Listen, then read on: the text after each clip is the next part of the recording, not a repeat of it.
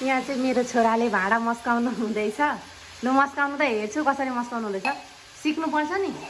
कति वर्ष पुग्नु भयो लु भन्नु त? 6 वर्ष होइन? ल 6 वर्ष मामु बिरामी हुनुहुन्छ, भाँडा मस्काउनु सिक्नु पर्यो होइन? कामहरू खोइ त अरूहरू पनि मस्काउनु। लु थोरै छ, यो तपाईँको पालो मस्काउने ल। होइन सबै मस्काएर अस्तिको जस्तो सबै मस्काउनु न। अस्ति मस्काउनु भएको थियो नि। त्यो सबै काम सिक्नुपर्छ। अनि 10 वर्ष हुँदाखेरि भात पकाउन सिकाउँछु ल म तपाईँलाई।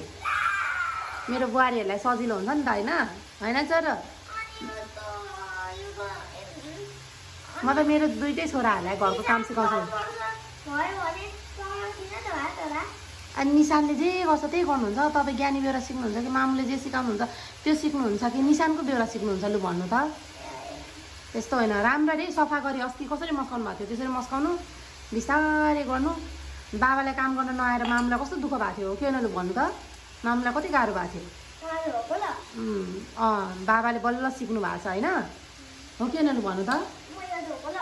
लु देखाइदिनु राम्ररी, दुइटै हातले लड्नु हुन्छ है, दुइटै हातले ल। बिस्तारै धारा थोरै खोल्नु, बिस्तारै मिची है। अस्ति कसरी वास गर्नुभएको थियो त्यसरी गर्नु ल।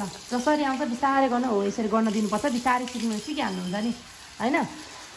मामुले भात पकाउनु हुँदैछ। आज स्याटरडे पनि हो, आज तपाईँको सिक्ने दिन हो होइन? ल काम सिक्ने दिन शनिबार चाहिँ म चाहिँ एउटा काम गरेर सिकाउँछु बिस्तारै। यता चाहिँ आलु भाजी पाक्दैछ। राख्नु न राख्नु, तपाईँ बिस्तारै गर्नु न। फोहोरहरू चाहिँ त्यहाँ हाल्ने है, सबै डस्टबिन। त्यहाँ 2टा डस्टबिन राखेको छु, हुन्छ? ल हुन्छ ल गर्नु।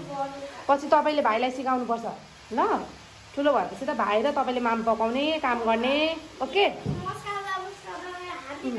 सुन्नु न, गुड बोय हुने कि ब्याड बोय हुने? यस ल।